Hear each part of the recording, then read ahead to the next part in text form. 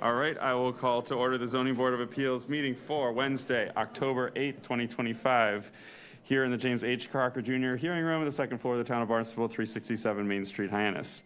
To all persons interested or affected by the action of the Zoning Board of Appeals are hereby notified pursuant to Section 11 of Chapter 48 of the General Laws of the Commonwealth of Massachusetts and all amendments thereto that this public hearing will be held today, Wednesday, October 8th, 2025. We'll start with introduction of board members. Herb Bodenseek. Present. Paul Pinard. Present. Aaron Webb. Present. Larry Hurwitz. Present. Manny Alves. Present. Rodney Tavano is no longer a board member. Natalie Pittenger. Present. And I am Jacob Dewey as chair. Notice of recording this meeting of the Zoning Board of Appeals is being recorded and broadcast on the Town of Barnstable's Government Access Channel in accordance with MGL Chapter 30A, Section 20. I must inquire whether anyone is recording this meeting, and if so, please make their presence known. Seeing none. We don't have any minutes today. We don't have any old business. So in the expectation of time here, we are going to go out of order and take our third item first, as we anticipate it'll be a little bit quicker possibly than the other two items. So appeal number 2025-028, Michael D. and Christina D. Smith have applied for a special permit pursuant to section 240-44, accessory uses permitted with special permit. The applicants seek to construct an accessory structure on a lot immediately opposite and across the road from the lot which the principal use it serves. The subject property is located at 86 Old Farm Road, Centerville, Mass, as shown on Assessor's Map 251 as parcel 005. It's located in the Residence D1, RD1 zoning district.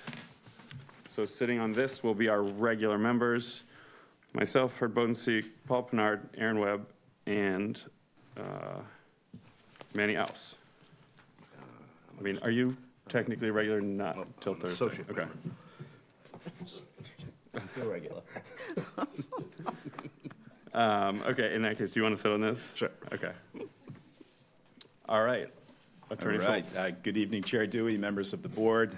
For the record, Attorney Michael Schultz on behalf of the applicants Michael and Christina Smith.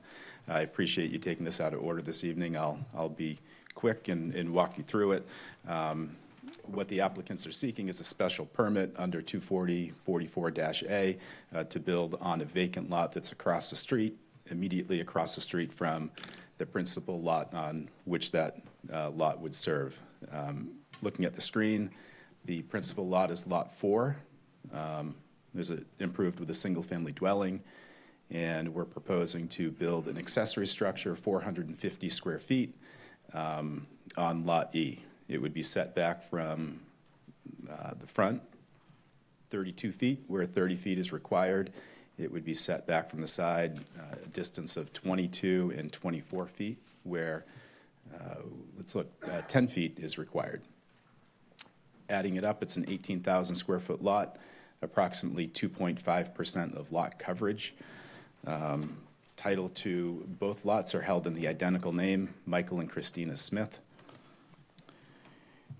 And just walking through the findings for a special permit, the application does fall within a category that's accepted in the ordinance for you to, or for the board to make that finding.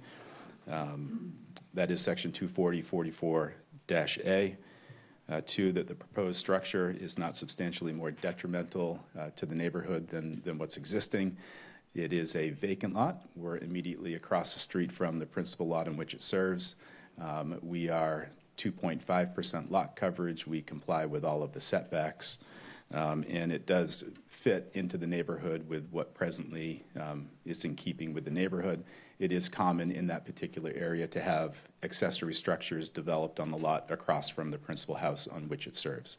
I did provide the board a memorandum on October the 1st and would like to have that be part of the record. And then finally, I did go through the suggested conditions in the staff report, fine with all of them with the exception of number 3, if the board would consider removing that particular condition, which does require that this represent the full build-out of the lot, and that we must come back to the zoning board in the future if we were to do anything. And I would just respectfully suggest that at 2.5% lot coverage, that it not be full build-out of the lot. And with that, would like to turn it over to the board. Thank you. Thank you, Attorney Schultz. Did any board members have questions? I have just one question, Mr. Chairman. Go ahead, just make sure your microphone's on. Yeah, Attorney Schultz, number 3, so you're proposing the first sentence take out or the whole clause? Or the conditions? The whole clause, I would be amenable, I could read you some proposed language. If that's not acceptable, I would certainly delete the first sentence, and then I would modify the second to further changes to the accessory structure shall be prohibited without prior approval of the board. Okay, think that's yeah, that's very good, yeah, okay. Anyone else have questions? I got a quick question. What is the structure? Yeah, used that's for? what's the use? It's a sauna. It's a sauna, a little sauna, but it's also a woodworking shop. What's the square footage of the new structure? And the- 450 square feet. Yeah, the only thing that I was sort of questioning, but I don't think the bylaw says anything, where the structure is on the lot is not directly across the street, but the lot clearly is directly across the street from the Correct. principal lot. Yep. Excuse me, why exactly do you want to modify 3, the condition? That's kind of boilerplate for us, and I'm curious why you want that removed or modified. Well, that would then prohibit, I would think, us from developing the lot with a single-family home or representing full build-out. We're only 2.5%. You know, if they were to, down the road, want to build a small, modest 3-bedroom home, that they shouldn't be prohibited from doing that. But I would think that if we wanted to do anything with this proposed accessory structure, we would need to come back before you and say, we need to modify that. That's right, it doesn't prohibit it. You just need to come back before the ZBA. Well, it says it represents full build-out. Would you need to come back before us to No. demolish the accessory structure before putting up a new one? Well, no, I think what Attorney Schultz proposed is that the accessory structure is basically fully built out, right? But you want to be able to expand the single-family structure, right? You want that excluded. No. I just want to be able to, we're asking for permission to build on the lot, and we need that permission through you. We're building a very modest accessory structure, in that if we need to do anything with that, we have to come back to you. And I think that's the thrust of what I'm proposing. I just don't think that the language requiring full build-out, I don't think that that's applicable here. You're saying limited to any alterations to the accessory structure? That's correct. Okay. Yeah, So it would include a demolition? correct. Okay, good. I'm fine with it. Yep. All right, public comment, I'll open for public comment. Did we receive anything? I don't think so. Is there anyone here that wants to speak to this item? Seeing none, I'll make a motion to close public comment. Second. Roll call vote to close public comment. Herb Bodenseek, In favor? Paul Pinard, In favor? Aaron Webb, In favor. Larry Hurwitz, In favor? Manny Alves. In favor. And I'm also in favor. So public comments closed. Back to the board for deliberations, or if someone wants to make findings. I think it's pretty clear cut that this is what the special permit provision was intended for. Paul, do you want to go for it? Sure.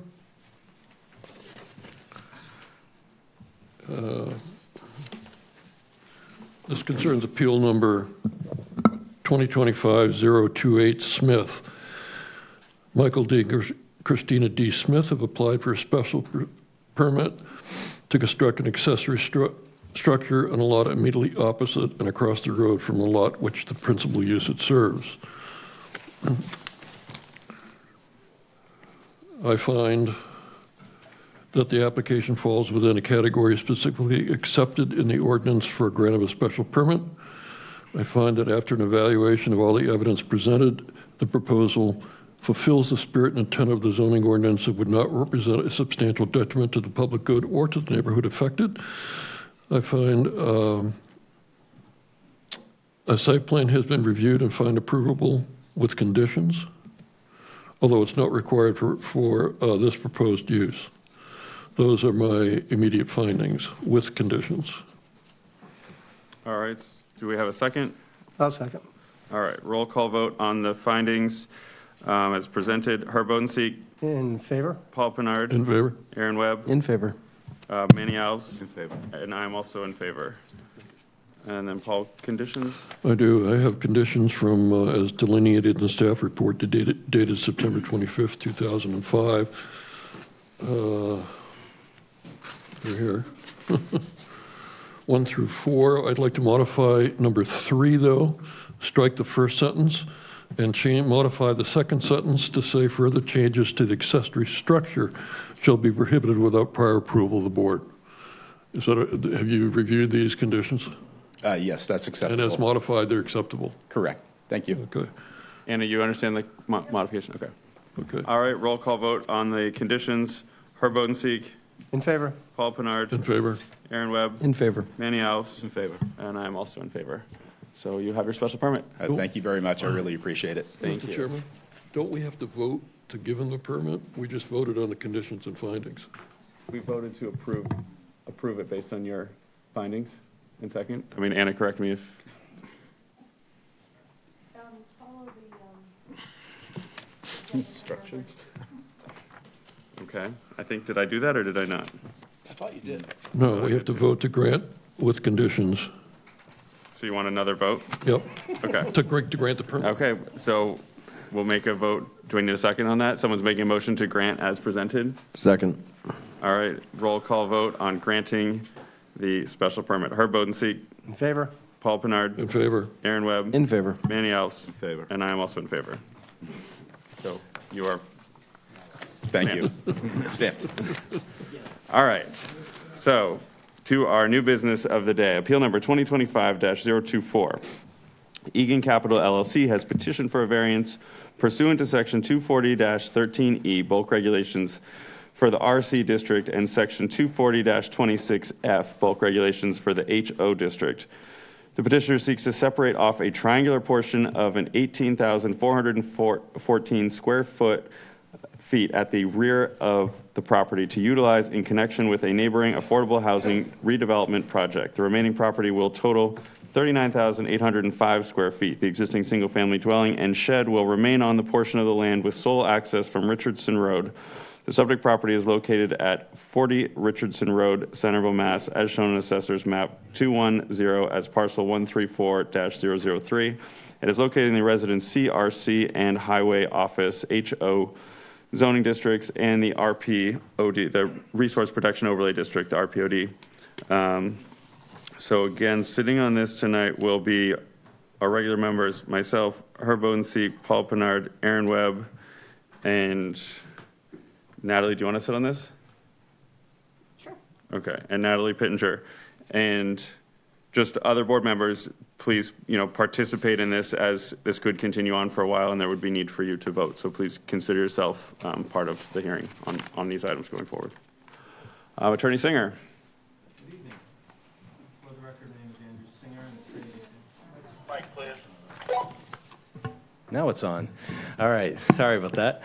For the record, my name is Andrew Singer, an attorney in Dennisport, here on behalf of the applicant. Had a preliminary process question to ask you. You read the legal ad for the variance application 2025-24. Since that is related to 2025-25, and I can't really talk about the variance without talking about why we're seeking to do it, would the board be willing to also read 2025, just to open it, read the legal notice into the record so that then at least, we don't have to, but if you're willing to do that, we thought that what we're saying about the variance might then cross into the comprehensive permit. One of the reasons I asked that is while we would welcome you, if you agreed, voting to approve the variance tonight, I think it would make sense that you might not want to vote to, you'd want to hear the comprehensive permit because that's the reason why we're asking to take the triangular piece off. So I would, anticipate that you might continue both hearings at the end of the night and ultimately vote on them as one. But just wanted to ask if you would think it would make sense or if you're willing to open up the other hearing as well. I'm going to say we're going to keep them separate. The variance has to stand on its own. Okay. It's not relevant to the second one. I don't Okay. feel so. All right, not a problem then. Thank you. So what I would like to do to just begin, if I might, for this application, I'd like to introduce Michael Egan, who is standing here with me, who is the applicant and the principal of both applications. But for this variance, he is the application. He is the applicant here. He'd like just to sort of introduce who he is. This is sort of a preface to why we're here. I will then discuss the variance. The plan that you have in front of you on the screen is the variance request plan. The triangle on the right side of the image that you're looking at is the piece that we're talking about. Richardson Road is on the left on that image. So as regarding Mr. Egan, he is the owner and creator of the proposals that are going to be before you this evening. He is a Barnstable resident.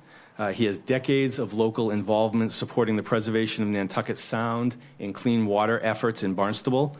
He brings vast experience as a developer of both affordable and market-rate homes in Massachusetts with an extensive permitting, construction, project management, and finance background. Mr. Egan is keenly aware of the housing crisis facing Cape Cod and is excited to be part of the solution. He looks forward to using his extensive home-building acumen to design, permit, finance, and construct the homes and residences at Centerville on the next application, but starting with this variance, to provide ultimately affordable rental and home ownership opportunities in Barnstable. And this variance, which, as the chair noted, does stand on its own. It's a separate application under 40A, whereas the next application is going to be under 40B. And so Mr. Egan would just like to speak regarding this, and then we'll jump right into the variance.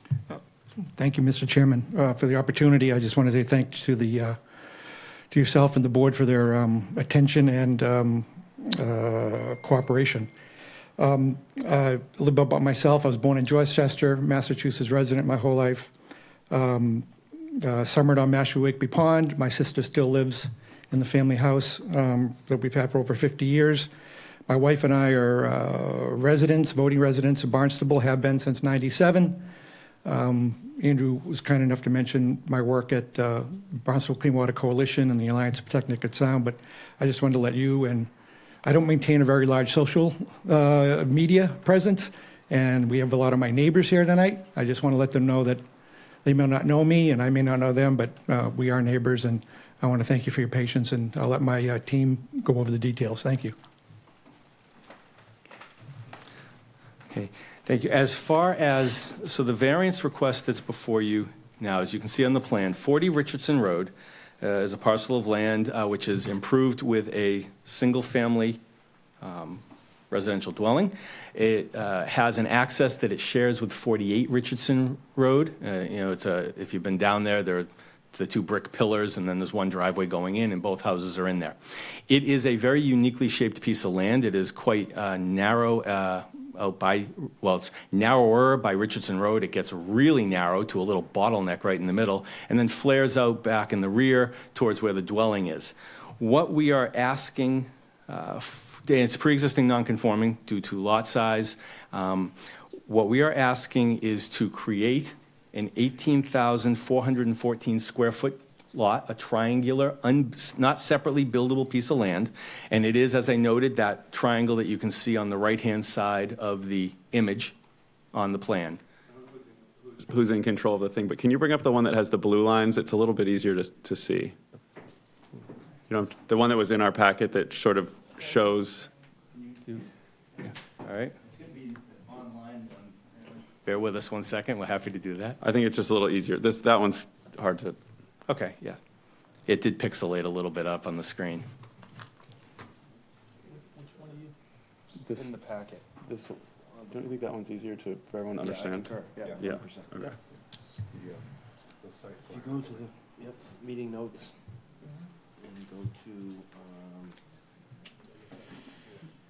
It's the site plan. Yeah, it's the site plan in the. it's the first one.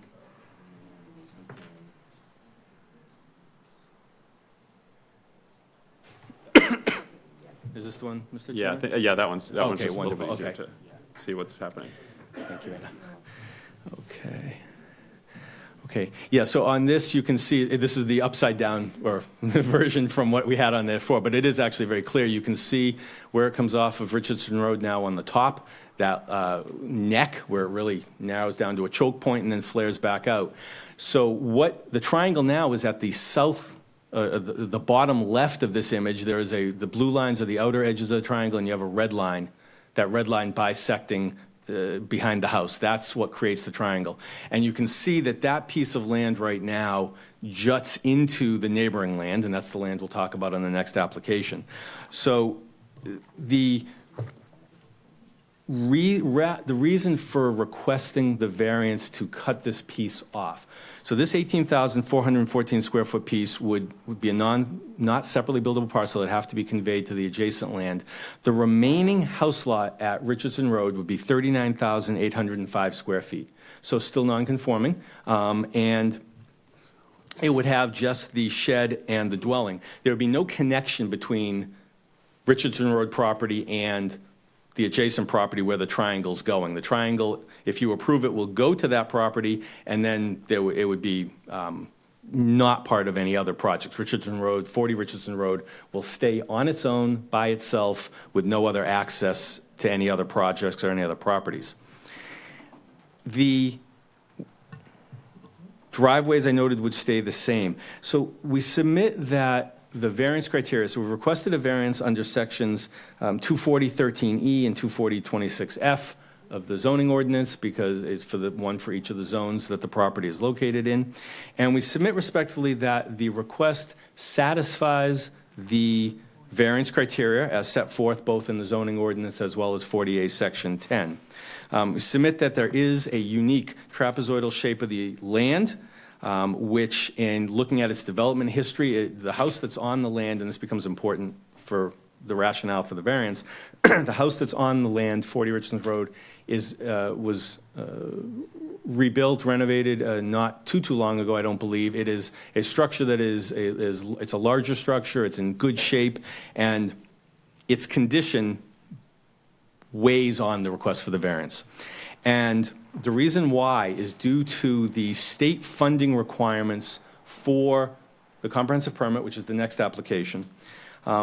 The requirements of the state funding, due to their requirements on building consistency and lottery requirements, would require that the next application, all of the houses would either have to look like, or more of the houses would have to look like the larger house on 40 Richardson Road, or the house on 40 Richardson Road would have to be demolished, and a new house would have to be built that looked like the houses that you're going to see for the comprehensive permit.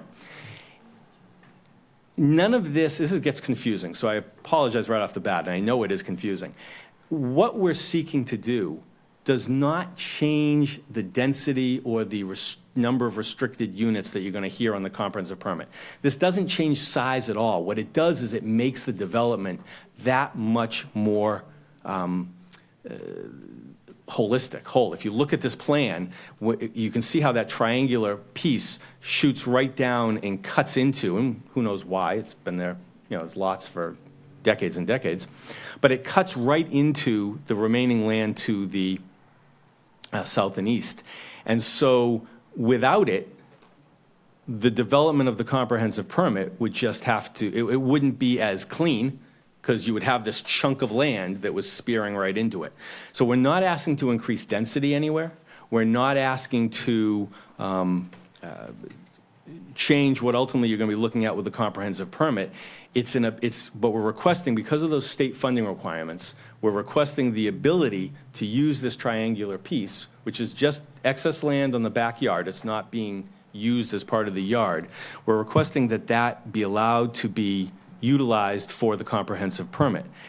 We believe that this presents a substantial financial and practical hardship for the reasons we're discussing under both the zoning ordinance and 40A, and believe that the requested relief can be granted without harming the public good and without being contrary to the intent and purpose of the zoning ordinance. As I noted, this would allow for the comprehensive permit under the funding program that is being utilized for the project to have a more, I use the word holistic ones, I just see it that because when I look at that triangle cutting in, being able to square it off really, basically, and have it one piece of land, we feel would make the subsequent project that much better. We don't believe there is any practical harm since we're not creating any new building lots. We're not creating any more density than otherwise is allowed either in the zoning or the requested 40B. That's a discussion for the next application, but it doesn't change that, and it's not changing driveways. It's not changing anything on Richardson Road. From Richardson Road, nothing changes. It stays the same. That driveway that is utilized for 40 and 48 Richardson Road doesn't change at all. This, in fact, won't affect that property other than just cutting off the rear piece. I'll stop there because, I'm happy to get into the next application. We have a whole series of presentations from all of the consultants, but for the variance itself, it really is from a on-the-ground point of view, that simple. It's just cutting off the triangle. We believe the requirements are met. We believe there are very, very good reasons in addition to the legal requirements being met to do it. And we'd be happy to answer any questions and get into a discussion with you on it. If in your deliberations you believe that more information would be helpful to you based on the subsequent application, we would be happy to continue this application, as I said before, and then move into the next one and then come back to this at the continued night. Thank you very much. Thank you. So I guess, can you just summarize how you're meeting the three-prong test? I didn't sort of extrapolate that from standing alone without talking about affordable housing or anything to do with the other project. We have a piece of land that has subject to a very unique shape, the trapezoidal shape, and the historical development of the property. Under 48 Section 10 in the zoning ordinance, you're looking at unique soil condition, shape, or topography of the land and/or structure, and that is frequently interpreted to be the development pattern of a piece of land. And so in this case, I believe we satisfy the shape both of the land and when you're looking at the historical development pattern of the structure. So that is prong one. Prong two, we don't believe it causes any harm to the public good because we're not creating any new building lots. We're not creating any new access to Richardson Road. We're not changing anything physically for the remaining house lot, the house that's there on 40 Richardson Road. So I don't believe there is any detriment to the public good from the proposal.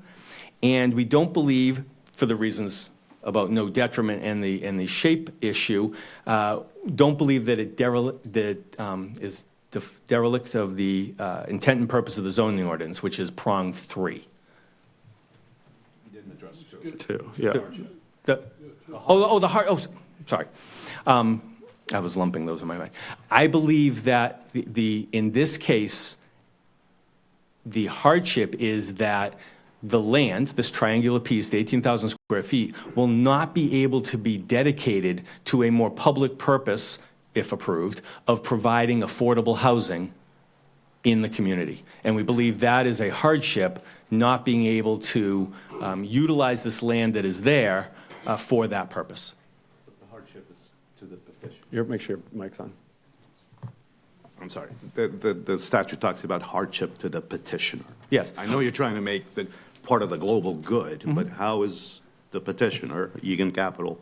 The petitioner, Egan Capital, which is Mr. Egan, who you said, is also a principal in the adjacent property, Great Marsh Development LLC. So it is personal to him because he is involved as a principal of both properties.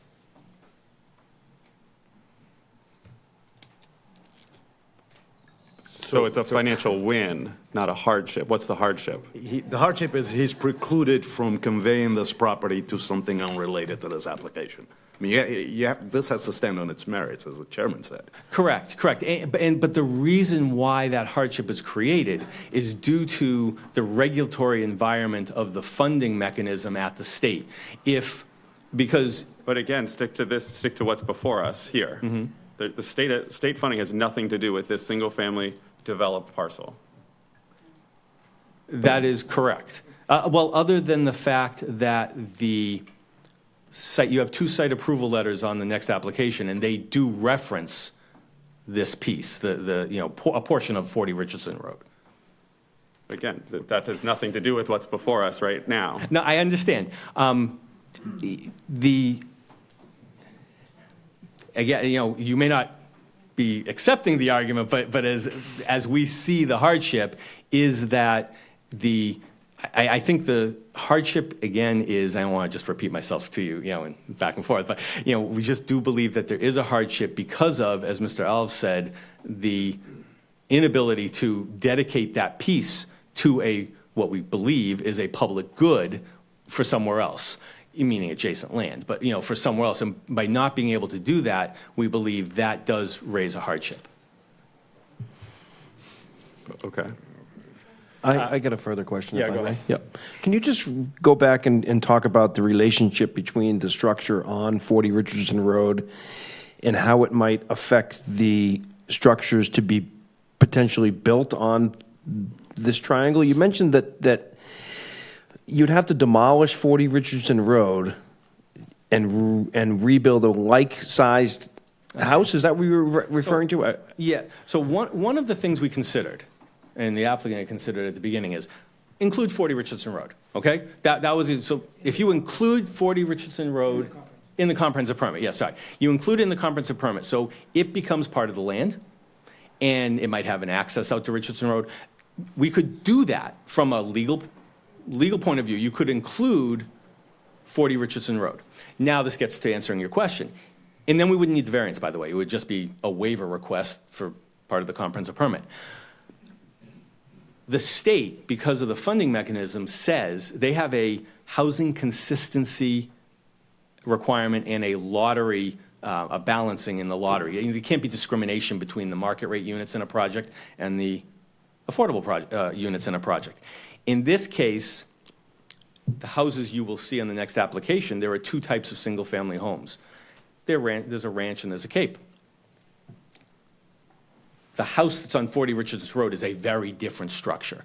So the state said that if you include 40 Richardson Road, you have to do one of two things. You're either going to have to change the building protocol for the new houses to be consistent with the existing house, which economically doesn't work for a comprehensive permit, or you'd have to demolish it and build a replacement house that was consistent with the houses you're proposing on the comprehensive permit. That way you retain your consistency. So that's what I meant, or that's the reasoning under the state requirements. And so if you were to just include 40 Richardson Road on the comprehensive permit, add it to the project, would it become an access point, potentially? Potentially, I guess it could. I mean, you do Right have now- a secondary driveway that has a... There's a gated, on the next application, there's a gated egress to Finney's Lane. I guess there could be. I'm just I'm curious. not saying anyone looked at that, Yep. but just an answer to your question, theoretically, yes. Finney's Lane or Richards? Well, on the Richardson. secondary one, there's a gated one on Finney's. But yeah, Correct. my point is that, To your again, well, I don't want to say that publicly. No. So I guess, I certainly don't want to invite more traffic onto Richardson Road. And- So and we are- and we therefore, are not again, proposing so that, yeah. again, we're stuck in this situation where if we invite them to include 40 Richardson Road into the comprehensive permit, you can take it from there. but again, what is before us I understand. is a variance Well, request. I Like, we understand. can't keep I that in, understand. that's not part of I the variance. understand all that. So back to the three prongs here. Yep. Again, I think we're struggling with two. I'm still struggling with one. You have a mirrored lot right next to it that is a very similar shape. 48 is, I would consider, a similar shape. It is also, it's not quite as narrow, but yes, it is trapezoidal in its own right. Something has to be unique in the neighborhood. It doesn't mean it has to be solely unique in the neighborhood, but if you look at the neighborhood, those two parcels are really it. Well, it's the zoning district. Well, It's not the the zoning neighborhood, it's the district, I'm zoning sorry, the zoning district. So it'd be district. all of RC. And I have not checked every property in RC to know what there is. But in any zoning district, when you're looking at the unique standard, there are likely going to be, one or two properties that look similar in a whole zoning district. In this case, it happens to be next door, but they do share that driveway. I do believe, trying to keep these separate, because I appreciate what you're struggling with, and we recognized this when we applied. When you're looking at hardship, and you're looking at, so the underlying question is why you want, which is you're asking me, why do you want to do what you're doing? The answer to that in this case involves something else, meaning the off-site development. But that is the answer. You know, it's not legally part of it, but what stands alone here on this application is the fact that the why. And as I said, and as I hope I said, and I don't know if I said, you know, the project, you could add 40 Richardson Road, but we then have the issue with tearing it down. We could not include 40 Richardson Road here, and the project would have to be redesigned, and it may need more waivers, because again, from stormwater and landscaping, and as when we get to that next plan, it would have an impact if the variance is not granted.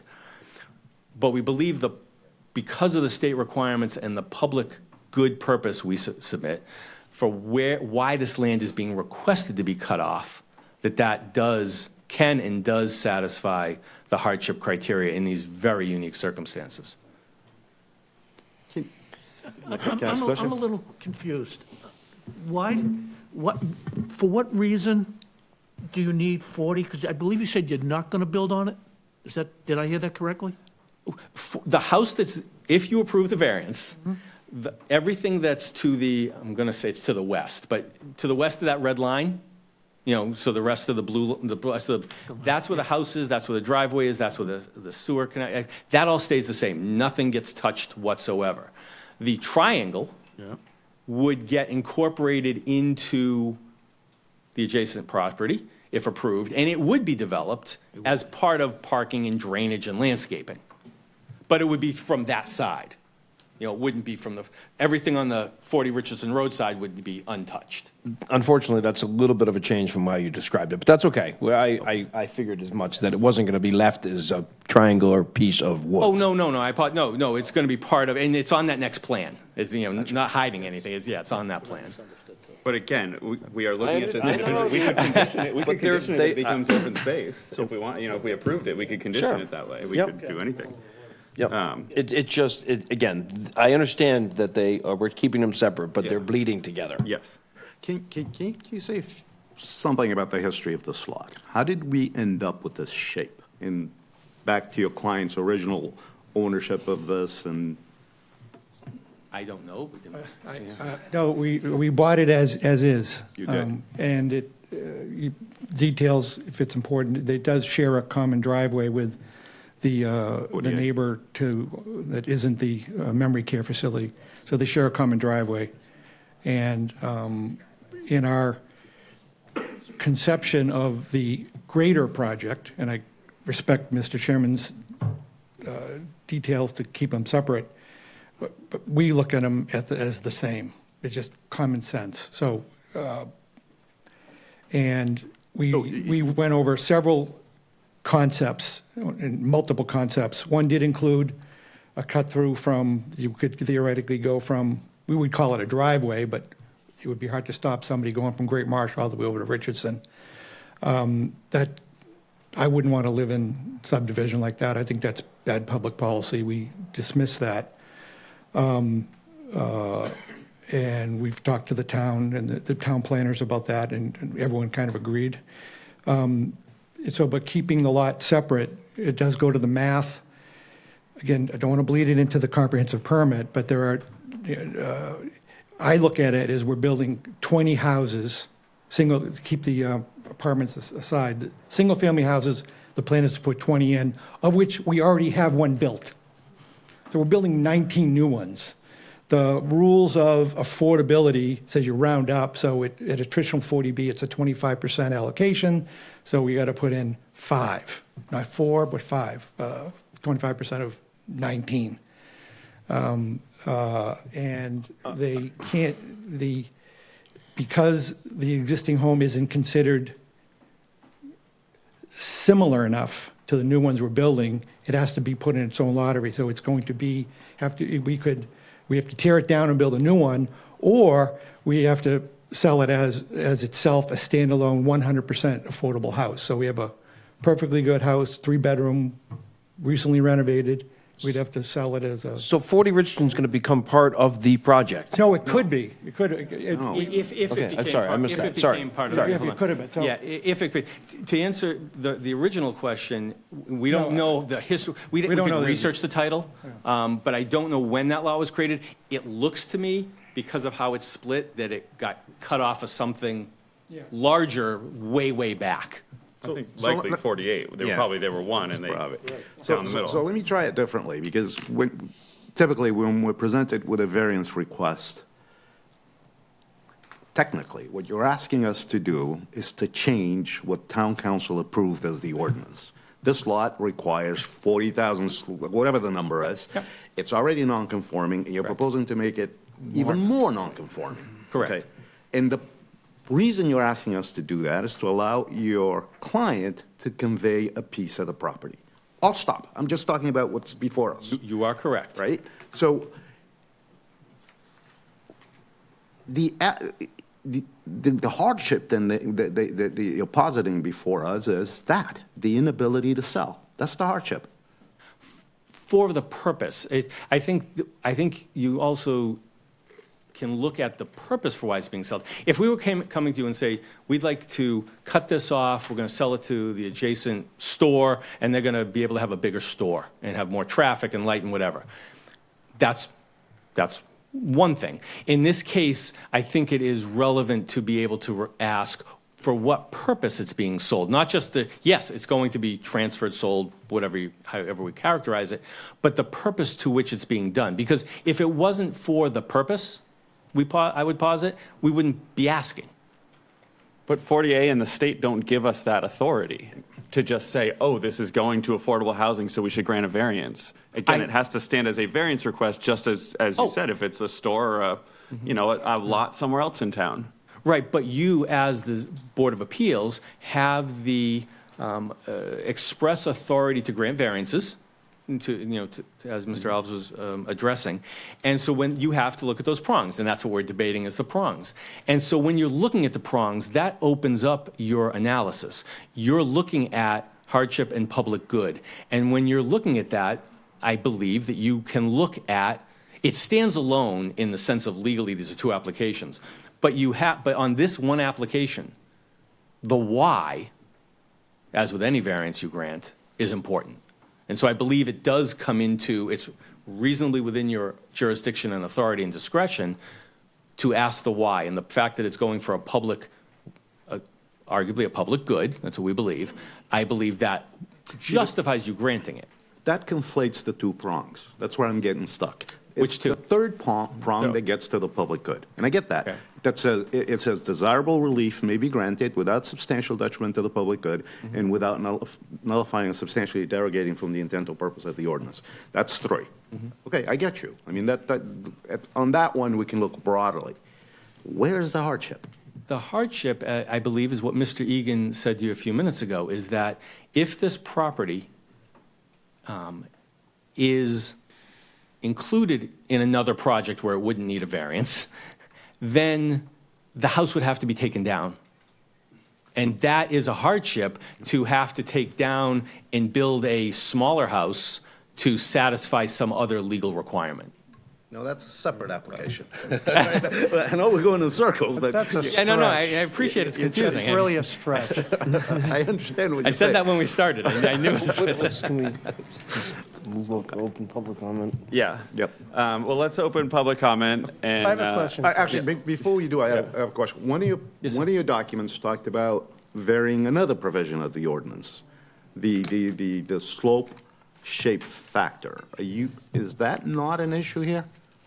I believe that was a waiver request under the comprehensive permit. No, that's a variance of the, Oh, okay, I'm sorry. So let me. on the A&R Matt plan, Eddy the is the shape project factor. engineer. There's no ordinance requires a shape factor of 22. Correct. Which is a calculation of the perimeter over the area. And so the existing lot is Can you just actually- introduce yourself? Sorry. Oh, I'm sorry.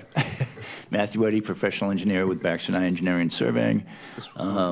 The existing lot is non-conforming to shape factor currently, and then carving off this triangular piece would also be But that's a non-conforming. waiver request in the, No, it's because just, once this is merged, right, then you would be asking for that as a waiver request later, not now? No, I think the A&R, when you carve off the piece and create what we're calling, I believe we call it parcel A, you've now create the existing lot, the remaining lot that has the house on it, that is a Great. standalone lot. That acreage is a variance request because it's making it more non-conforming to lot area. But that it's was not But noticed. it's also the shape factor aspect. It's noted on the A&R plan that we submitted. I'm not but sure. it was not publicly noticed. That's yet another part of the ordinance that you're asking this board to vary from what the town adopted. So Correct. The shape factor is. That's not in the part of that, application. yeah. Excuse me one second. Sure.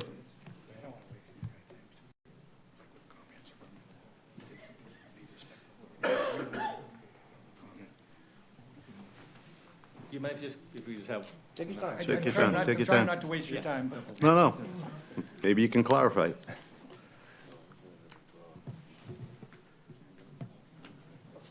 I just don't want to put everybody through public comment if it's a fait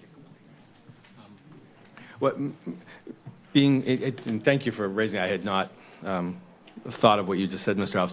What Mr. Egan was just saying is, he wants to be respectful of everyone's time, both yours and the large audience behind us. If the board is, if the board does not feel that we have satisfied the variance requirements, then we have one of two options we can handle. We would obviously not go, we would either include the property in the 40B or we'd take the land out of the 40B. But we don't want to necessarily, what Mr. Egan was saying is if the board feels that we have not satisfied those, we could either continue tonight, if we could try to give you more information, or if you just said, look, I don't see it as a separate, to your point, Mr. Chairman, I don't see this as a separate one as meeting these requirements, then we maybe would just push off the rest of tonight because that would require us to go back to the drawing board, and we don't want to have to take your time and everyone else's time if we're going to have to make a change. That would be a significant change, and I wouldn't want to go forward with something that we already know is going to be significantly changed. Board members, what's your thought? I mean, I have one question. we have not deliberated at this point, I don't feel. We just sort of collecting data. I mean, I think he's getting a sense of where we are maybe, but we haven't deliberated. We have not sort of deliberated amongst each other. And the public's here, so and we've given Attorney Singer some time. I think it's fair that we give the public time. Well, I have one Again, broad, specific broad to this. question about this whole variance. Why not just do a land swap? It would have simplified the whole thing, and we don't have to force a variance, a round variance into a square hole. It would still be the same ramification. We looked at doing a land swap equal so that you didn't modify the land area of Richardson. But you But can then see the how, land area of Richardson doesn't change if you do a land swap. I know, but then you have to take the land from somewhere else, which is taking it from the remaining portion where the comprehensive permit project is. And as you can see from the shapes of those lots and parcels, they're obviously very unique. We would be carving out even a further part of that, which would still then alter the layout. We did look at that. We looked at seeing if we could do an equal swap, and again, it didn't make sense. Well, if the So- thing was still down there, I could go point at it, but it looks pretty simple to me to just chop the end off the triangle and replace that area over on the sides. Yeah, Probably doesn't make sense, I mean, yeah, you can do Looks it. I simple mean, to you can do a land swap, but then it affects the project that's not before you yet, the comprehensive permit. If you look at that layout, it affects all of that layout. Right, and that's what we're trying to do, is not involve the two projects with each other. That's about the only thing, the only way I could see this, and then it wouldn't be a variance, would it? A land swap, is that a special Yeah, permit? there's or- non-conforming lots, though. They're still it's Okay. a non-conforming lot. So it's a variance? I'd be in Anyways, favor of that's not that. what's before us. Let's. Yeah, again. So I think, again, what does the board think? Do we want to hear from the public? I mean, I think it's important to hear from the public. mean, I think community input's really important here. Sure. Well, no But doubt, again, I yeah. want to keep it specific to this. If you know, if the community can help us get to a point of finding an answer, then Open great. city. So I think we should open public comment. I'll second that. Okay. All right. So open public comment. We did receive one letter. Again, this is specific to the variance, is not specific to the comprehensive permit, just as we kept Attorney Singer focused on that. So any public comment, please make it about specific to this variance before us and really us meeting the three prongs and your opinions on the three prong. And the letter was from Jay Slater in opposition of the project. If anyone would like to speak, just come forward and you can speak in the microphone. Just introduce yourself.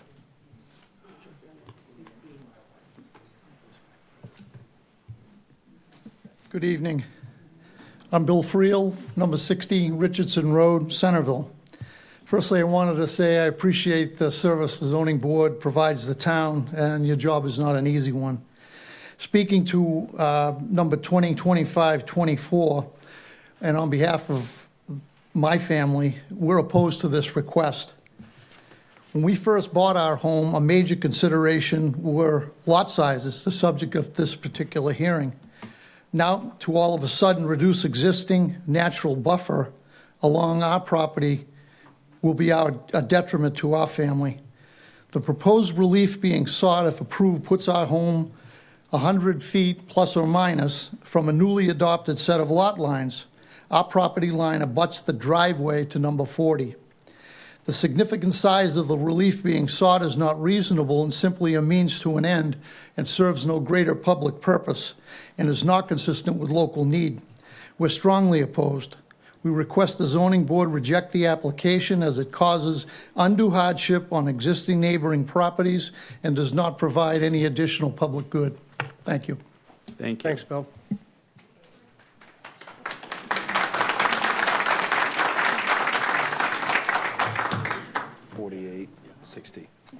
Hello, I'm Patrick Daubert of 113 and 60 and 66 Hayes Road, right off of Great Marsh Road.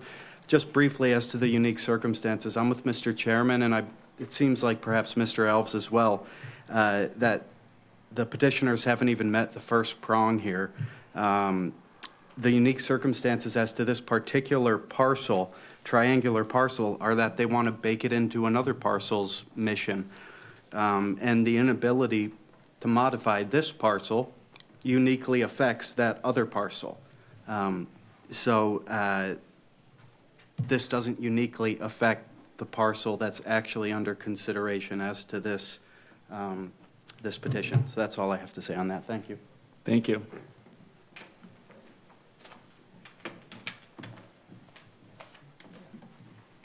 Hello there, I'm Hillary Temple, and I live in the Wickwauket Estates neighborhood that abuts this new project. We respectfully request that the zoning board reject the appeal number 2025-024 submitted by Egan Capital LLC to separate this triangular portion at 40 Richardson Road. The triangular portion is intended to be utilized as part of a neighboring affordable housing project, but this 40B project has not yet been approved. It's our contention that the three requirements for granting a variance have not been met. We suggest that the separation of this property would affect generally the zoning that it is located in. The property in question stated intention is to be part of an adjacent 40B project, which would be in conflict with our zoning district and its purview. That's number one. Number two, a literal enforcement of the provisions of the zoning ordinance would involve substantial hardship, financial or otherwise, to the petitioner. We suggest that they purchase the lot at 40 Richardson without reasonable expectation that the 40B project would be approved without challenge. Given the current real estate buyer's market, the property could easily be resold. This triangle piece of property would be landlocked should the variance be granted and the 40B application project not progress. Therefore, we believe hardship cannot be proven. 3, desirable relief may be granted without substantial detriment to the public good and without nullifying or substantially derogating from the intent or purpose of the zoning ordinance. It's our contention that as this triangle property variance is being sought for the sole purpose of adding substantial and needed land to the proposed 40B project, which is not required to follow our local zoning, it should be treated with rigor. It needs to be evaluated through the lens of our zoning ordinances, as it's being considered without a 40B designation. It is our belief that abutters like us and local municipal entities can provide valuable insight into potential impacts to our community. We suggest that exhaustive traffic, safety, water studies, including drought mitigation, wetlands, school systems, sewer capacities, and impacts to neighboring Waquaket estates, among others, are necessary to determine the extent of the substantial detriment to the public good. We further believe that this request, as projected, nullifies the intent or the purpose of the zoning ordinance. Therefore, we request that the zoning board reject this variance, allowing time for developers to address these complex issues for this property and its intended use. Thank you for considering our concerns. Thank you, Ms. Teppel.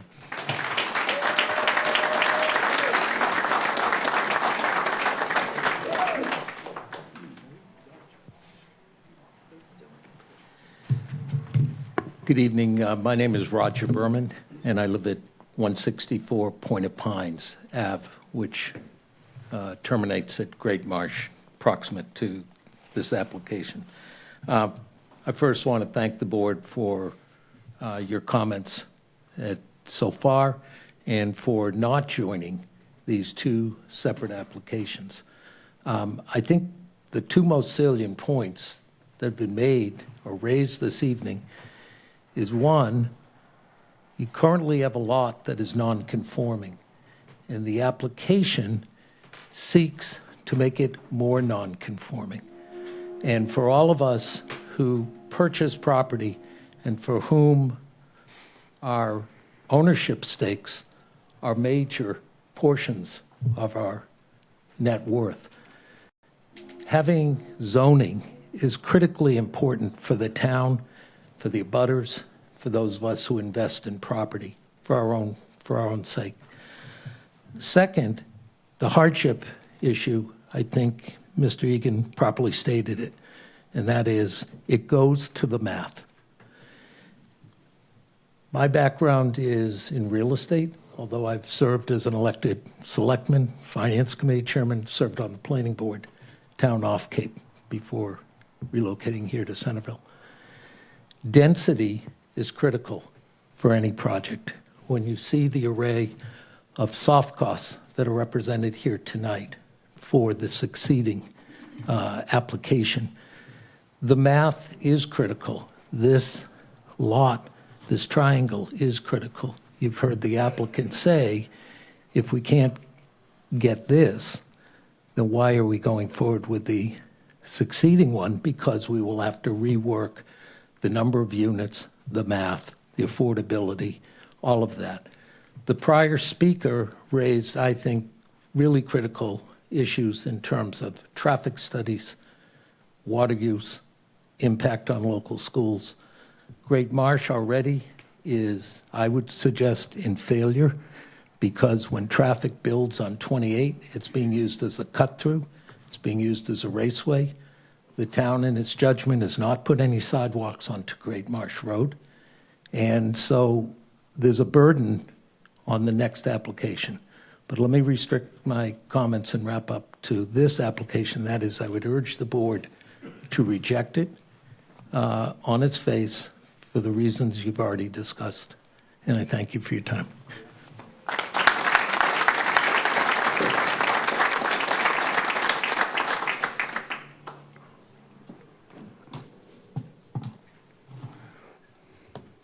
Hi, Lauren Peruzzi, 30 Bresner Lane.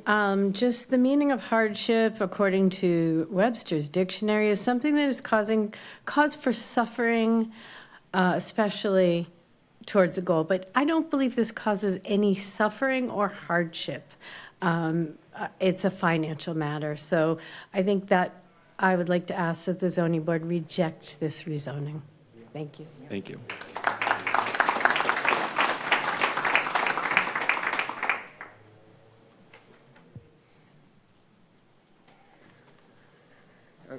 Thank you, Mr. Chair. I hadn't planned on speaking to Just this. name and address. I'm Mike Burns. I live at 60 Pleasant Street in Hyannis.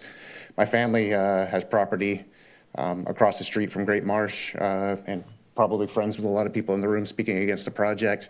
I got to say that I came here to speak on the 40B project. I think there's a lot of good that can come from that.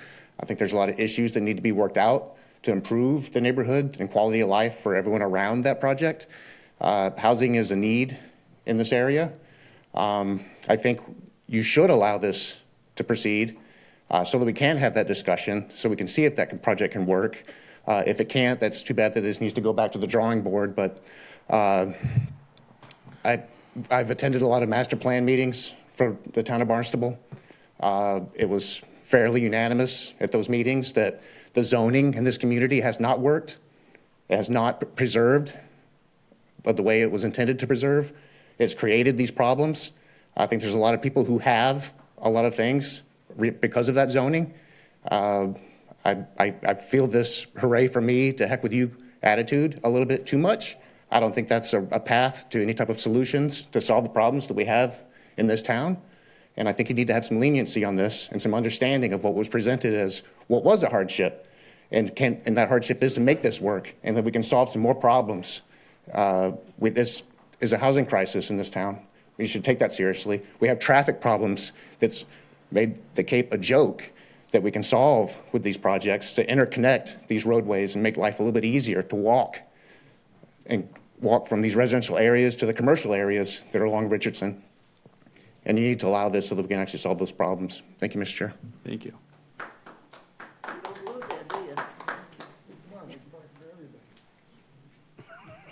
Yep, come on up. Good evening, and thank you for letting us speak. I am Jeff Slater, the letter you were referring to before. I just want to say I agree with everything that my neighbors have said about this project. And I know I'm not supposed to conflate it like I did in the letter, but it's almost impossible not to say that if this goes through, it then goes under 40B, which is already approved by the state, I believe. Is that correct? Yes. And so we, the town, lose any ability to have any influence. To the prior speaker's point, this is a good deal. We need affordable housing. We just need it the right way. This doesn't seem to be it. It's too dense. And again, I'm not going to cross over. This is our opportunity right here on this little triangle to have more influence on how we develop the town. Thank you for listening.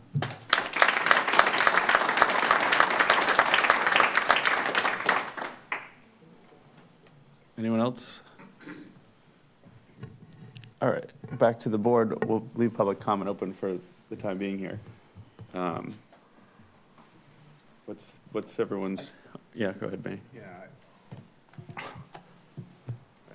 Attorney Singer, I don't know if you looked into it, but there's a third request that has not been noticed to the public. You have to stop looking at this thing. Your own documents asked for it. And I apologize if I missed it, so please, what was that? What I'm saying is that it goes into the point of whether or not we continue this, because I think this needs to be properly advertised.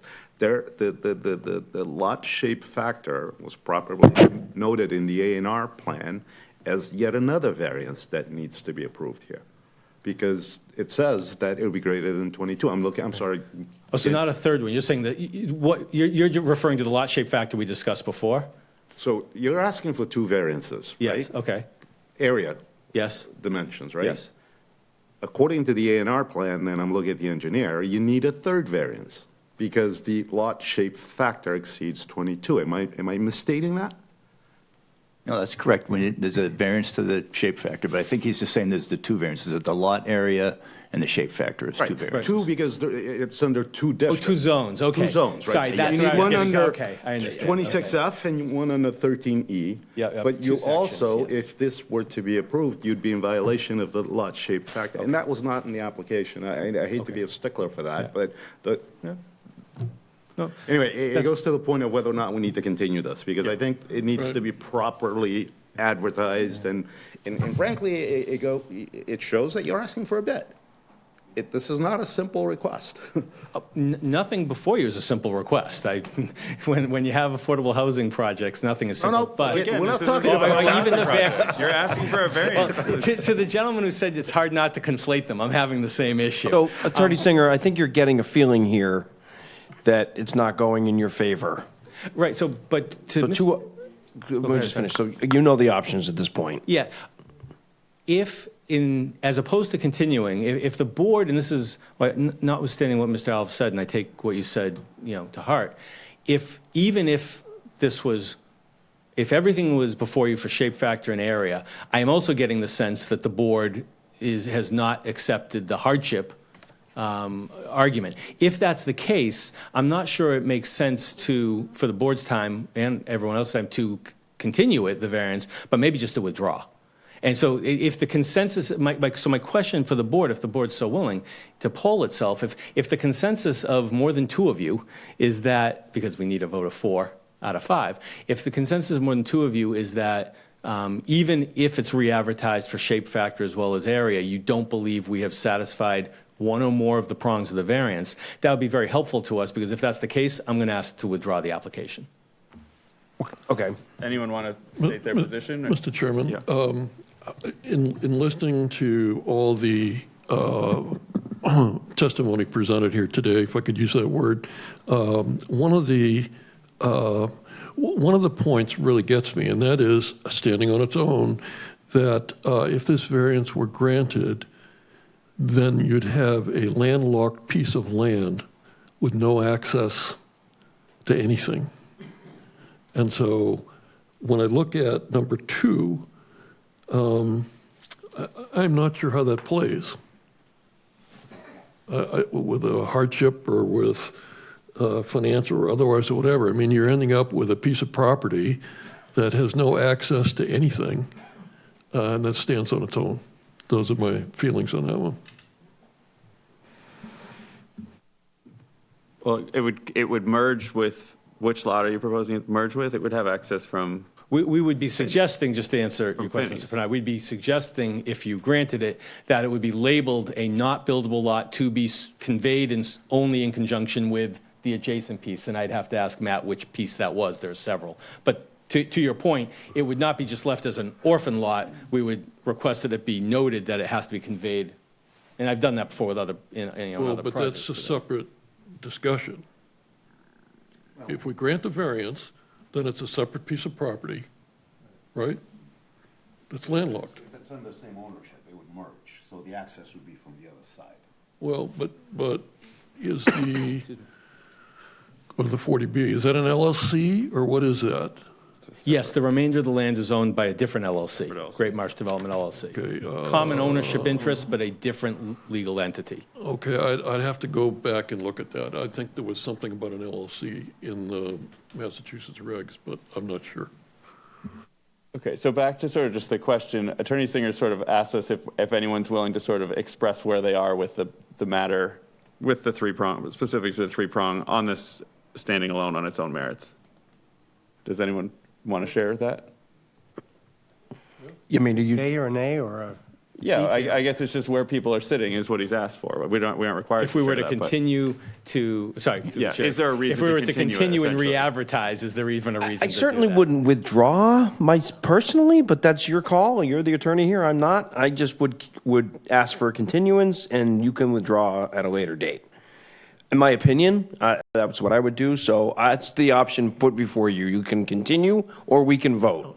If we vote, and you know the Do ramifications. not want you to vote. So I'll tell you that right so now. then I take do the not want you to vote. Attorney Singer, please take the step to. Could we continue to the next Thank you. meeting, Mr. Chair? You'd like to continue it? Yes, sir. Okay. Anna, scheduling wise, so we are Zoom for the rest of the year due to correct. room and other scheduling things, I believe, right? Yep. So, Mr. Chair, could I point of order? Just as you're looking at scheduling for Anna, I'm also going to be asking you to continue the next application. Yes. So when you're looking at meetings. Yeah. So again, the town, we're going to have to come up with a way, with help from the town, to be back in this room. It's not fair to ask these people to sit on a camera, in my opinion. Well, I think it goes both ways. I mean, why we've done one meeting. I do, but this. No, I agree. There's too much level of interest. So again, with help from the town, hopefully town council, somebody can find us a time that's doable for the applicant and the rest of us, of We course. also can schedule a special meeting, too. Yep, well, that's what would have to happen. in my opinion. I think, Mr. Chairman, I think there may be a possibility that town council may be involved in this at some point, this or the next one. And we have, as I understand, a new lawyer coming on, but not until November sometime, which may or may not, I would have to check with the planning board or the legal people in terms of putting this out far enough in November so that we may or may not have someone here. Do we have, Director Kupfer is here. If we have specific questions now, we can ask him and he can refer those if need be. But I don't know if you have questions for him or legal specific to this. Why don't we ask him? Well, wait, specific to which one, which, Jay? I'm not sure what Paul's asking for, but. Because we've separated the two. Yeah, for sure. So, you know, if we're Well, asking they're going to questions. continue the next one too, so it's the same question. So I guess maybe we figure out this continuance first on appeal number. Yeah, but I don't think we should be planning continuance based on a lawyer coming or not. If we have questions for a lawyer, we should ask them now, and I believe Jim could get us answers, or say he needs until X date to get those answers. I know, but I think Paul was referring to the next appeal. Yes. So let's deal with appeal number 2024 or 024. Yeah. And But then- again, I'm just saying, I don't think it's fair to an applicant to say we're delaying because the town hasn't hired an attorney. Oh, yeah, That's I'm not. fair. Oh, yeah. You know, we'll get the answers if we need the answers. I concur with Aaron. To do this over Zoom, I think is a disservice to both parties. But don't you think we need some Zoom in there at some point to, because there are some people, I hear the other side of the story, that it's really hard also for people to get to town hall. So my intention for things like this was that we cross over and we have at least one Zoom meeting and one in-person No, meeting. could we have participation by Zoom while we're in a? Or at this least type of can we meeting? I have? don't know, We need to have the first. To technology. But I think we need to have the first hearing on the second application in person. And then maybe we have a Zoom, and then maybe we have a third in person. I mean, who knows how long this will take? Mr. Chair. Yeah, I agree with you. Actually, 100%. I would love to have at least the first meeting, if not all the meetings, in person. However, for purposes of you tonight, you have to continue to a date certain. And I think what I've heard is that your 3 remaining meetings of the year are all by Zoom. So I'm not sure how you continue to a date certain in person unless you pick a date. We can't do it right now. Yeah. It would have to be one of the existing hearings. So I have a suggestion then, if this would help. I think you have a meeting on October 22nd? Mm-hmm. I would suggest continuing this and then the next one to October 22nd. That gives us time to figure out if we can come up with a meeting room in November, we could just continue October 22nd to that next meeting. That just gives us time to Anna to check the files. So wait, I missed that. So the point being, we need to continue this to a date certain, but for everybody's benefit, the meeting would not go forward on the 22nd via Zoom. It would just be, we're putting a stick on the calendar to convene and decide a date later. Is that what you're saying? That's what I suggested. I can't speak for the town. If the town says, no, you have to do it by Zoom, that's not my call. But that is what I was suggesting to try to help address Mr. Webb's comment. Anna, what's the process for scheduling a special meeting? We would have to find a location and notice it and, just arrange it. But I think you can do it in 48 hours. It's difficult to find space Well, no, that's available. but I mean legally, We can meet here. I think we've got, you can do it, you can call one for 48 hours, within 48 hours, once you find space. But again, we need to continue this now to a date certain, and then we could schedule. But again, it's just being fair to everyone, the public, the applicant. If we continue it, we need to communicate what's happening or not happening, but we can't say ahead of time that that meeting's just for a continuance, right? It would depend on what happened on the day. I mean, we can assume that it might, but right, we can't promise that. We can't notice it saying that we're. Attorney Singer would have to then notify us by email to say, I need a continuance to And a then we can further publish date. that. Yeah, if Anna tells me, hey, November 17th, I'm just picking a date. I don't even know what day of the week that is. But November 17th, there's a room available, we can do it. She tells that to me before October 22nd, I'll submit a letter saying, would you please further continue us to November 17th? That's what we would plan on doing. Fair. That's fair. It's the best we can offer. Yeah, legally, I think that is what So works. for now, we'll continue to October 22nd. Okay. So I'll make a motion to continue item 2025-024 to October 22nd, 2025 at 7:01. Second. Public comment is open, the public hearing's still open. A second. Second. Roll call vote on the continuance. Herb Bodenseek. Favor. Paul Pinard. In favor? Aaron Webb. In favor. Natalie Pittenger. In favor. I'm going to poll everyone. Manny Alves. In favor. And I am also in favor. Larry Hurwitz. I'm in favor. And also I am in favor. So we have continued that item. So now I will read into the record the next item. Appeal number 2025-025, Great Marsh Development LLC has applied for a comprehensive permit pursuant to MGL Chapter 40B, Sections 20, 21, 22, and 23, and 760, CMR 30.00 and 31.00. The applicant proposes to develop an affordable housing community on 5.8 acres. The homes at Centerville Cove will consist of 19 detached three-bedroom, single-family homes. The residence at Centerville Cove will consist of 36 rental units in one building with a mix of 2- and 3-bedroom apartments. The subject property is located at 39, 51, 61, and 75 Great Marsh Road and 195 Finney's Lane, Centerville, Massachusetts, as shown in Assessor's Map 210 as parcels 124, 125, 126, 134-003, 134-004, and Map 209 as parcel 020, respectively. They are located in the Residence C, RC, and Highway Office HO zoning districts and the Resource Protection Overlay District, the RPOD. So no testimony has been taken, no members have been assigned. I'm going to make a motion to continue this item again to October 22nd, 2025 at 7:02 p.m. I'll second. Roll call vote on the continuance. Herb Bogenseek. In favor. Paul Pinard. In favor? Aaron Webb. In favor. Larry Hurwitz. In favor. Manny Alves. Natalie Pittenger. In favor. And I'm also in favor. So that is continued until. We appreciate your time. Thank you. Thank you. And we will look forward to moving forward with you. Thank you. And thank you for all the public for being here and helping us work through this.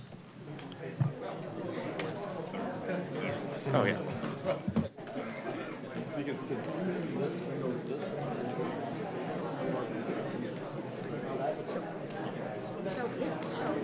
don't understand. If the guy owns the whole property, he does, right? He owns Richards. I think he has partners. Legally, the difference is that he has partners. He owns Richardson personally.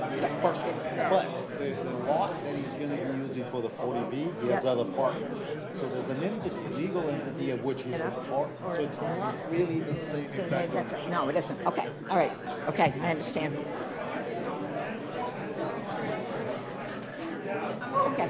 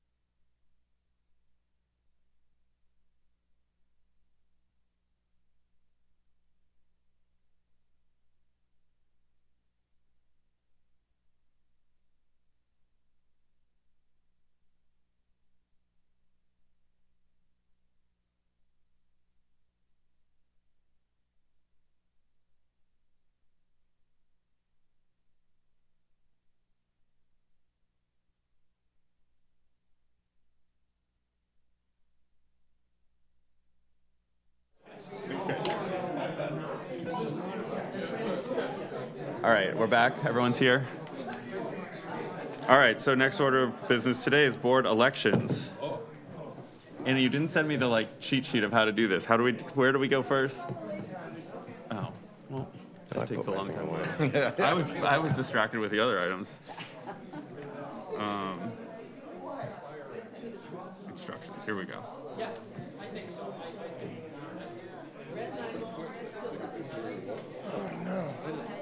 Okay. So our town annual elections, it's Town Administrative Code 240-8E, multiple member board, internal organization. Each multiple member board shall at a minimum annually elect for its membership a chair, vice chair, and clerk. Boards may further elect a treasurer and such other officers as are deemed necessary or as is required by statute.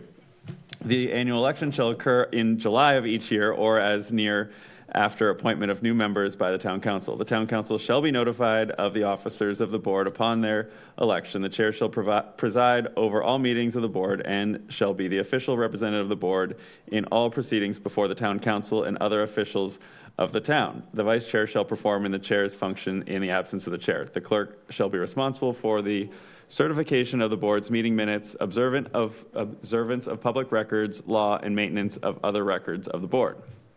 Nominations. Nominations are a prerequisite to an election. Where no method of making nominations is designated by the rules, a motion may be made by any member describing the method of making nominations for any office to be filled. Traditionally, most boards, committees, and commissions take nominations from the floor.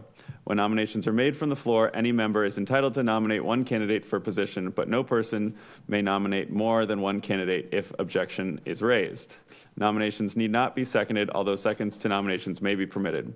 When a sufficient number of names are proposed to fill the positions, and after allowing a reasonable time for further nominations, it is in order to move the nominations be closed. A motion to close nominations is not in order as long as a member entitled to make further nominations desires to do so, except that a member must be reasonably prompt in claiming that right. Before proceeding to an election, the presiding officer shall inquire if there are any further nominations. If there's no response, the presiding officer may declare the nominations closed and without a motion in that effect. After nominations have been made, the election may be conducted by vote, either roll call vote or by division, all in favor, all opposed, depending on if meeting is remote or in person. Names are to be submitted to vote in the order in which they are nominated. A majority of members present and voting is necessary to elect officers. An election takes effect immediately upon the person's election and acceptance. I'd like to nominate Jake Dewey for chairman. I'll second the motion. I have a question. It's just among the members, not the associate members, correct? I believe so, yes. That's how I was explained to. But we can elect an associate member, though, can't we? I don't think we can. It's just I can elect you to be a full member. We've already done that. It just takes time. Do we have any additional nominations?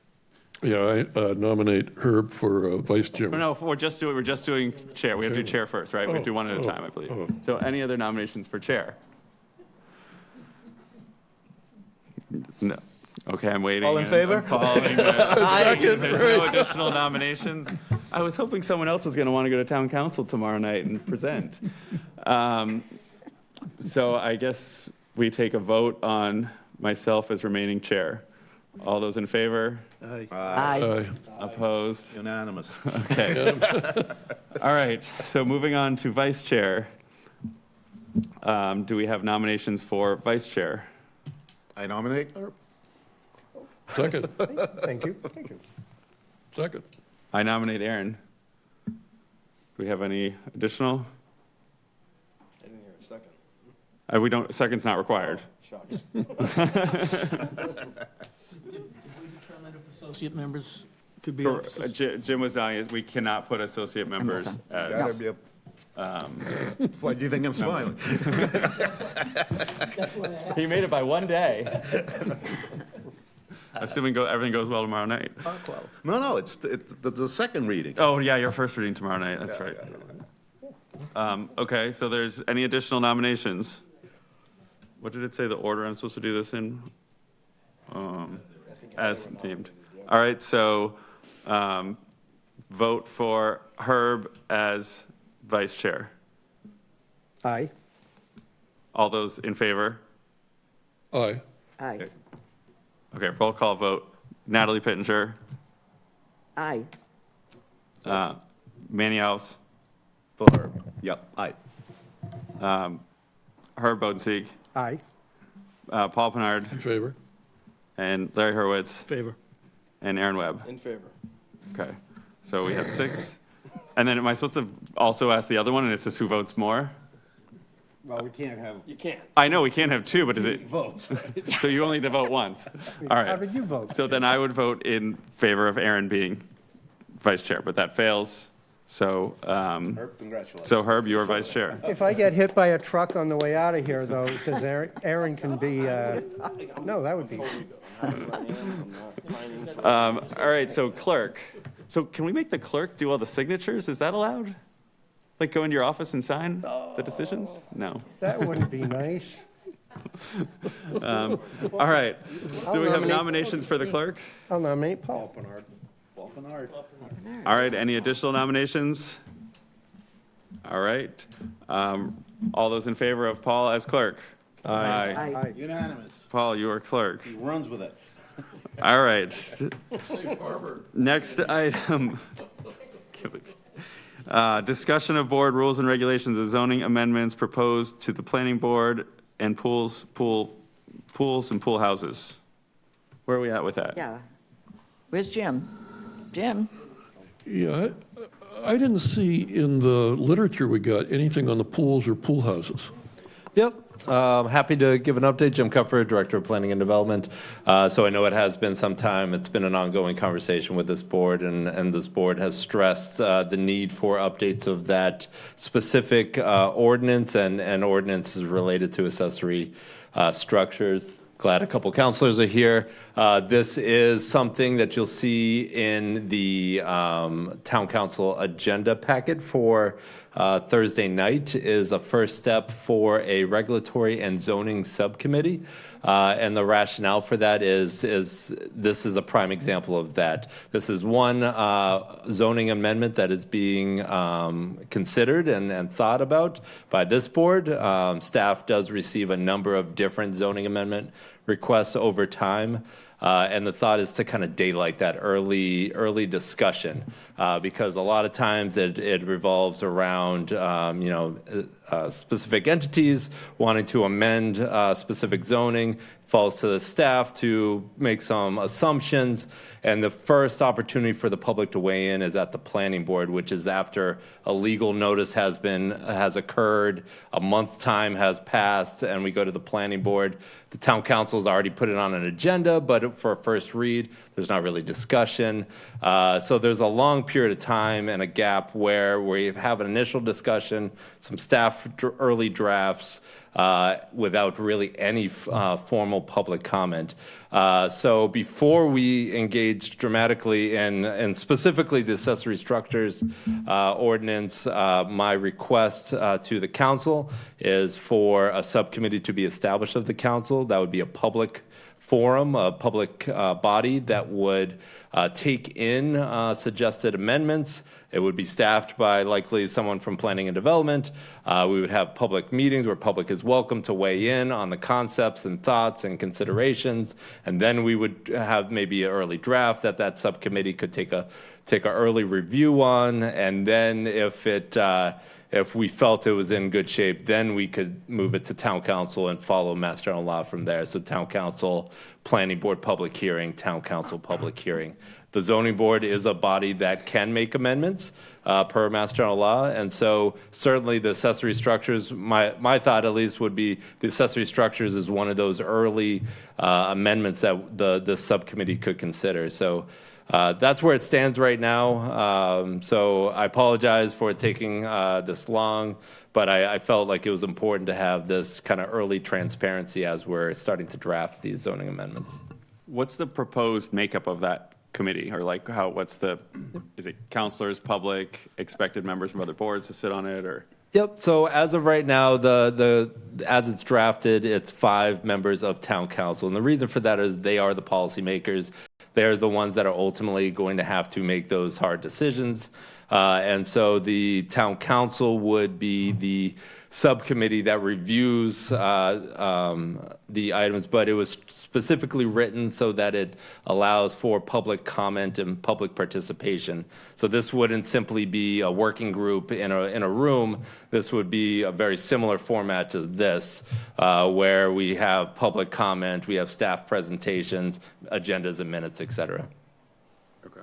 So I have a question for Anna. We had, in our package, okay, there were, and we've received that before, a whole list of zoning amendments. I guess they were proposed, building height, parking, that type of stuff. So I thought they were before the town council. You're saying they're not?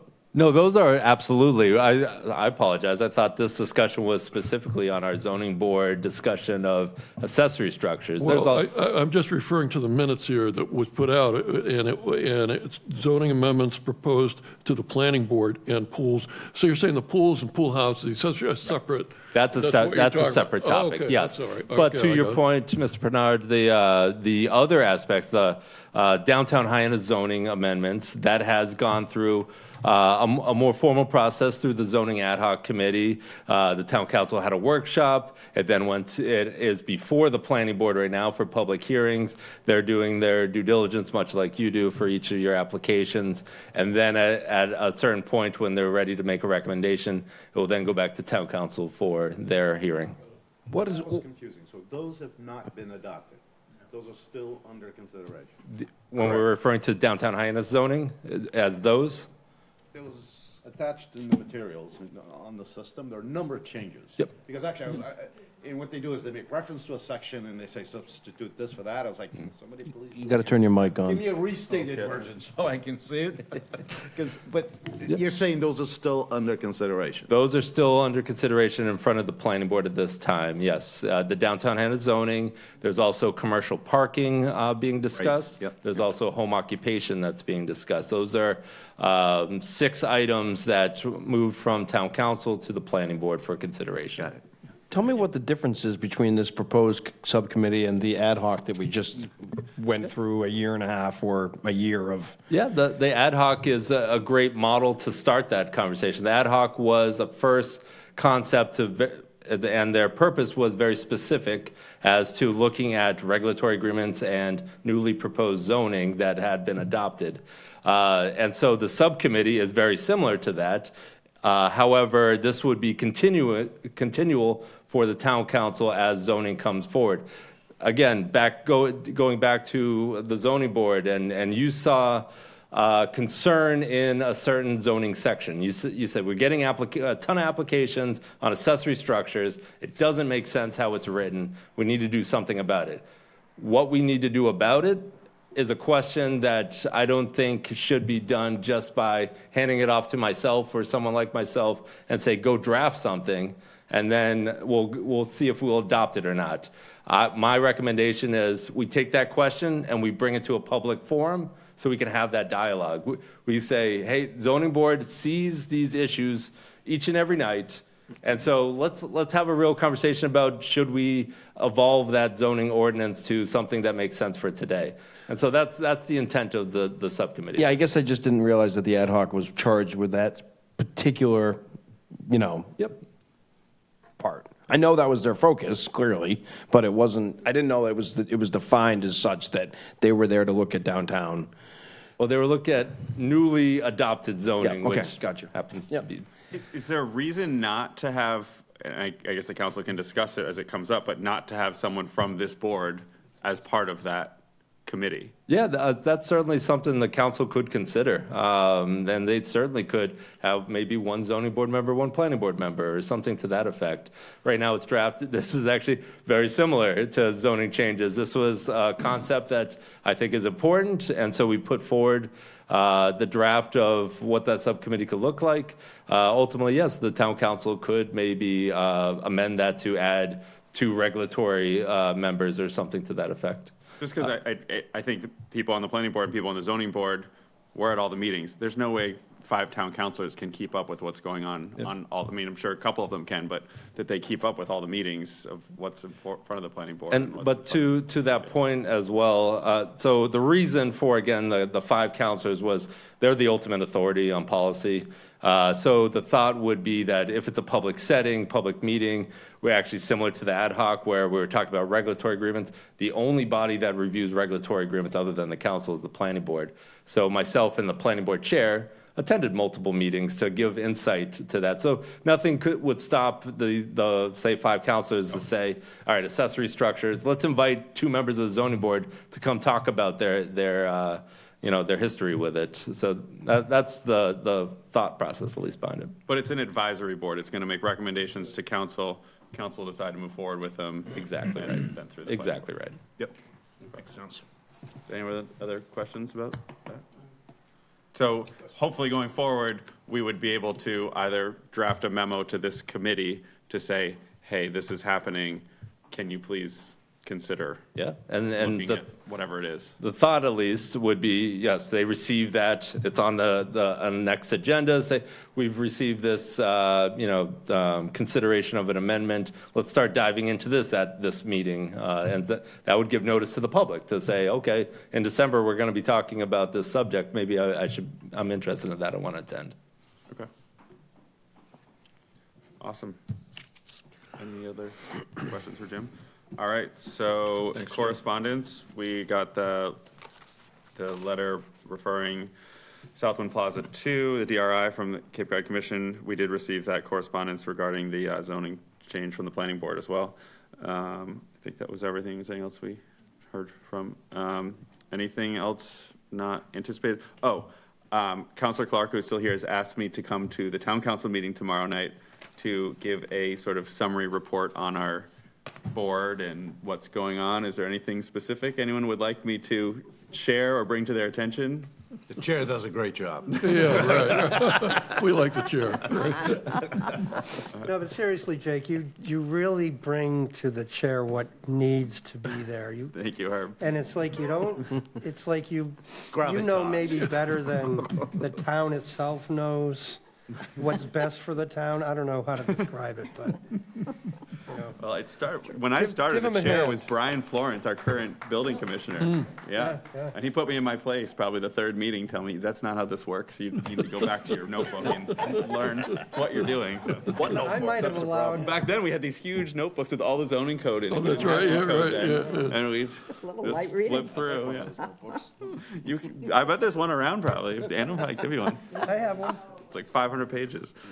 All right, so nothing you guys want me to report in on? Oh, great, we all are. Okay. But maybe there should be pizza after every meeting? or- That's right. We do have a few vacancies, so that would be something. So I talked to Cynthia today. We have 1 vacancy currently. We have, Manny's has been nominated to take over Mark's seat as a regular member. And we have a woman, Councilor Clark, you probably remember her name. I can't remember, but who is, I just had the agenda up.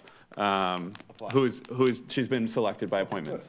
So she's in the process to take Manny's position or Rodney's position, and then we do have 1 more opening. I did mention it to one person today to consider applying if you guys have anyone. But Everybody I know is residents of Florida.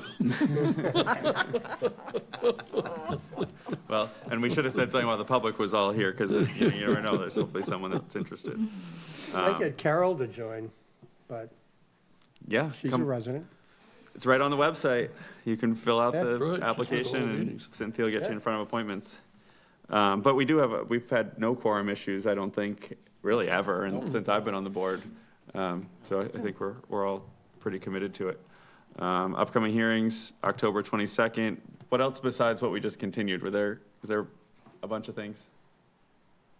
There are 4 items on the agenda for the 22nd, but 2 of them are Falmouth Road, 25 Falmouth Road, LLC. And we got a legal opinion on that, We- right? we did. Yep. So And they want to It- continue moving it along so far? I haven't heard anything. Okay.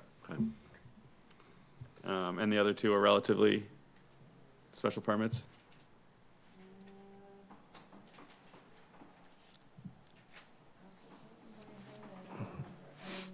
I do know we've had an unusual amount of turnover lately since Jake's been chair. Wow. Board members. Wait a minute. I mean, Rodney just ran away. You scared him.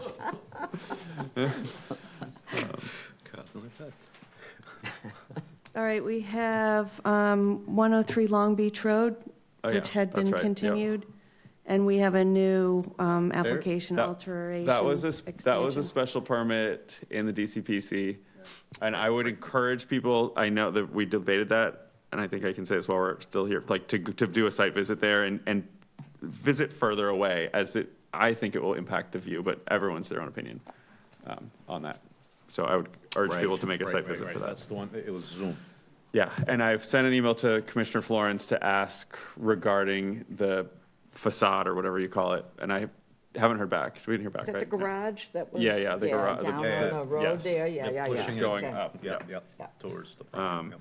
And then we're, November 12th, we're Zoom. We only have one meeting in November, and December 10th, we're Zoom as well. And what's the status with the room going forward? We haven't set a schedule for January on, right? Or there's a draft There's draft, schedule okay. in the Laserfiche for you guys Okay. to look at. So a member of the public made a comment, and it made sense to me. And it may be expensive to do this, but if we can get the technology to be moved to something like cafeteria at the high school, especially for 40B or these larger, it'd be a great thing to do. And if students can participate, that's like icing on top. Just educate I mean, I don't know how expensive that is, if it's doable at all to get the technology there so that we can we dot all the i's and cross the t's. You're looking at me like I'm whistling Dixie. Yeah. We can look into that, Manny. We are trying to figure out if November 12th can be a live Yeah, that may be in-person meeting. Oh, okay. That may be So- too quick a turnaround, but just, especially when we have something like 40Bs or these larger projects. No, November 12th is because of Veterans Day, but why is December 10th Zoom? Historically, the board has always done November and December Zoom meetings, but it's whatever the board likes. I just figured the school committee or something. Yeah, I thought it was being a bumped. scheduling issue too. That was there's a January issue with the school committee, but Boy. it's easier for the board members to do Zoom in the past for November and December. They should go to the high school. Doesn't the town council do Hybrid. Hybrid, right? Yeah. Well, they do it from here, right? In this room, yeah. I So why assume there's can't we- more technology involved and more staff Really? necessary, Oh. maybe? I don't know. Oh, it's what? That would be something to bring up tomorrow, in my opinion, for Yeah. sure. Yeah. Why can't other boards and committees Agreed.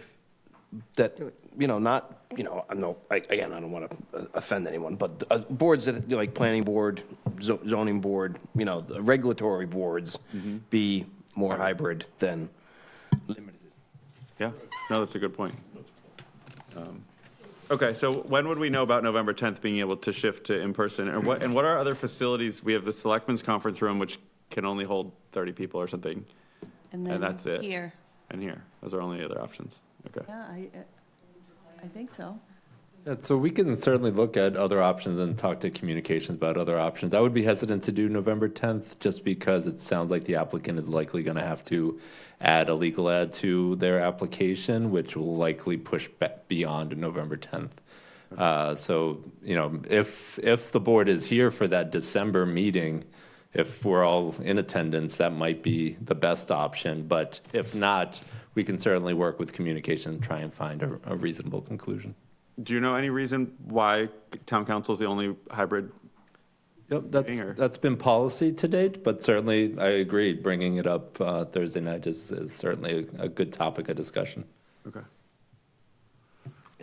I think there's somebody from staff who has to monitor the Zoom along with Someone has David to- upstairs and somebody else, just in case somebody jumps on and acts inappropriately. There's a lot more resources that are involved in it, certainly. Yeah. Okay. All right. Thank you, Paul. So it sounds like we'll probably stick with November 12th as remote unless, Yeah. unless there's. But, so, Sorry, Jim, you're afraid that the applicant, if we notify them by the end of the week or first of next week, will need more time for public notification to Yeah, they may not, but it's just October 8th now. We know that it takes essentially a month because we need a week's notice to the Barnstable Patriot, and then you got to run it twice, 2 consecutive weeks from there. So it might be enough time if it was submitted like tomorrow, essentially. Attorney Singer, are you watching? Yeah, exactly, or tomorrow or Friday. But yeah, it would be tight is all. That's why I'm just hesitant to do all this work to get us all in person if they miss that deadline. I make a motion to get home. Giddy up. Yes. Paul made a motion. I need a second. All those in favor and adjournment? Aye. We are adjourned. We're all set.